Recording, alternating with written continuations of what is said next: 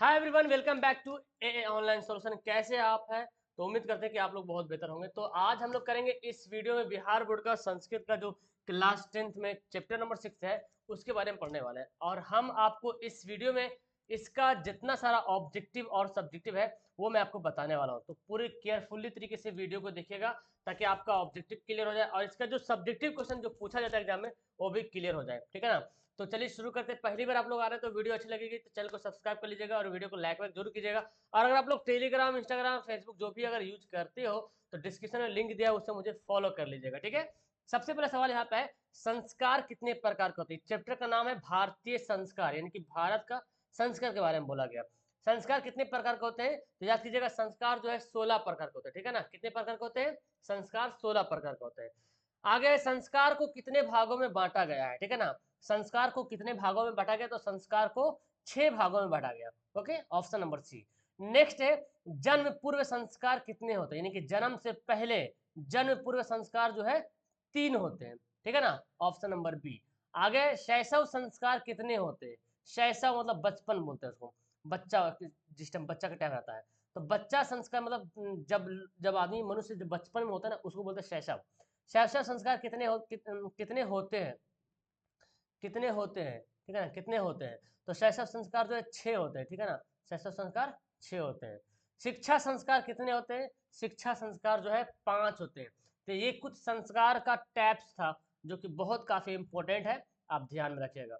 भारत के व्यक्तित्व व्यक्तित्व की रचना कौन करता है? भारत के व्यक्तित्व की रचना कौन करता है? तो संस्कार करता है ना? संस्कार करता है। प्राचीन काल में शिष्यों को क्या कहा गया? प्राचीन काल में शिष्यों यानी कि शिष्य का मतलब हुआ स्टूडेंट्स। तो प्राचीन काल में स्टूडेंट्स को क्या कहा जाता था?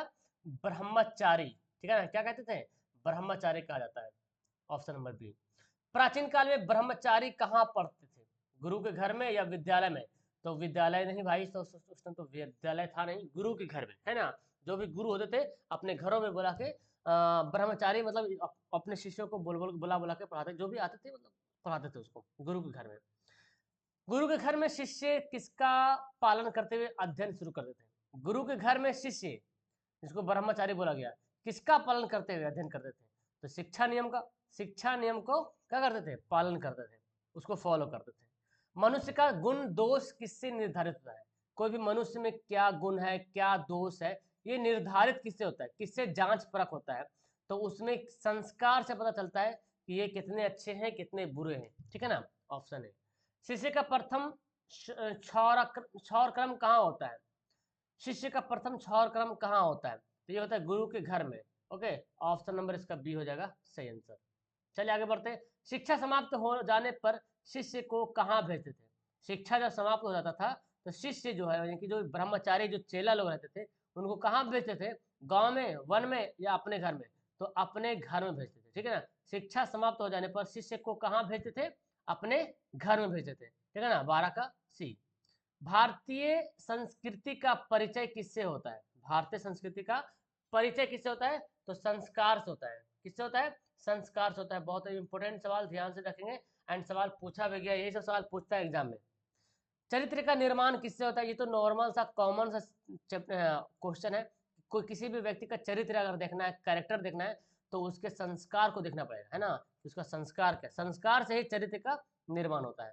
प्राचीन काल में ब्रह्मचारी वेदारंभ कहाँ करते थे? प्राचीन काल में ब्रह्मचारी वेदारंभ कहाँ करते थे?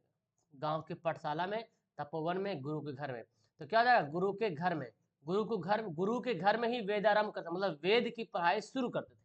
वेदारंभ मतलब वेद की पढ़ाई शुरू करना।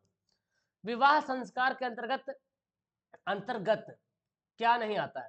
विवाह संस्कार के अंतर्गत क्या नहीं आता है? गोदान, वागदान, कन्यादान, सिंदूरदान।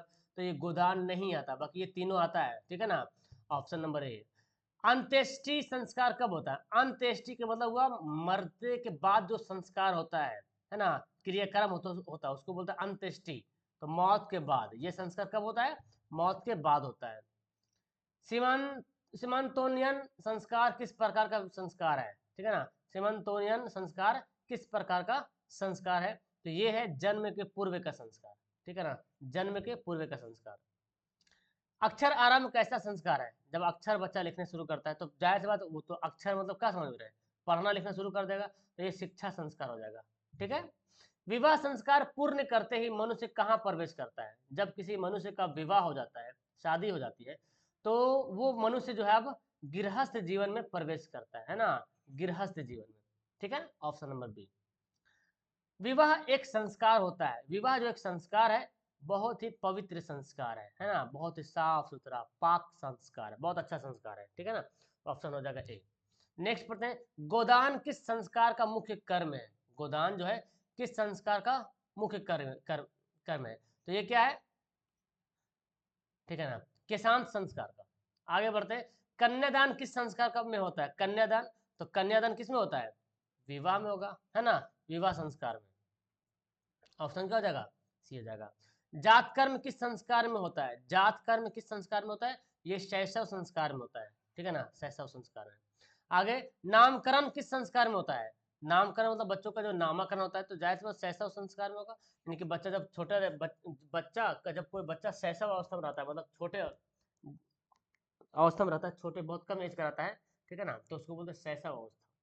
तो ये जो है नामकरण उसी अवस्था में होता है। ठीक है ना, उसी अवस्था में होता है। आगे बढ़ते हैं, ये आंसर दिया हुआ, नेक्स्ट पढ़ते हैं, भारतीय संस्कार का वर्णन किस रूप में होता है? देखिए आपको मैं फिर से बोलता हूँ कि सब्जेक्टिव क्वेश्चन पढ़ना बहुत जरूरी है। जब सब्जेक्टिव क्वेश्चन पढ़ते हो ना, तो ऑब्जेक्टिव तो ऑटोमेटिक क्लियर हो जाएगा। भारतीय संस्कृति अनूठी है। जन्म के पूर्व संस्कार से लेकर मृत्यु के बाद अंत्येष्टि संस्कार का अनुपम उदाहरण संस्कार के अन्य देशों में नहीं है। यहाँ की संस्कृति की विशेषता है कि जीवन में यहाँ समय समय पर संस्कार मनाए जाते हैं। हर समय जीवन में बहुत तरह संस्कार आता है। पैदा हुआ तो अलग संस्कार है, पैदा से मतलब शैशव अवस्था से ज्यादा बड़ा हो गया तो अलग संस्कार है, शादी हो तो अलग संस्कार है। आज संस्कार सीमित एवं व्यंग रूप में प्रयोग किया जा रहा है। संस्कार व्यक्तित्व की रचना करता है। प्राचीन संस्कृति का ज्ञान संस्कार से ही उत्पन्न होता है। जितना प्राचीन संस्कृति का अगर ज्ञान उत्पन्न कहाँ से होता है?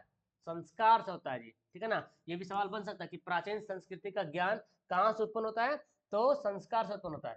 संस्कार मानव में क्रमशः परिमार्जन, दोषों को दूर करने और गुणों के समावेश करने में योगदान होता है। आपके अंदर कोई दोष है, कोई खराबी, तो उसको दूर किया जा सकता है संस्कार के माध्यम से। भारतीय जीवन में संस्कार का क्या महत्व है? भारतीय जीवन में प्राचीन काल से ही संस्कार ने अपने महत्व को संजाए रखा हुआ है। यहाँ ऋषियों की कल्पना की थी कि जीवन के सभी मुख्य अवसरों में वेद मंत्रों का पाठ, वरिष्ठों का आशीर्वाद, हवन एवं परिवार के सदस्यों का सम्मेलन होना चाहिए। संस्कार दोषों का परिमार्जन करता है। भारतीय जीवन दर्शन का महत्वपूर्ण स्रोत स्वरूप संस्कार है। ये सब पढ़िएगा। भारतीय संस्कार पाठ का 5 वाक्यों में बताइए।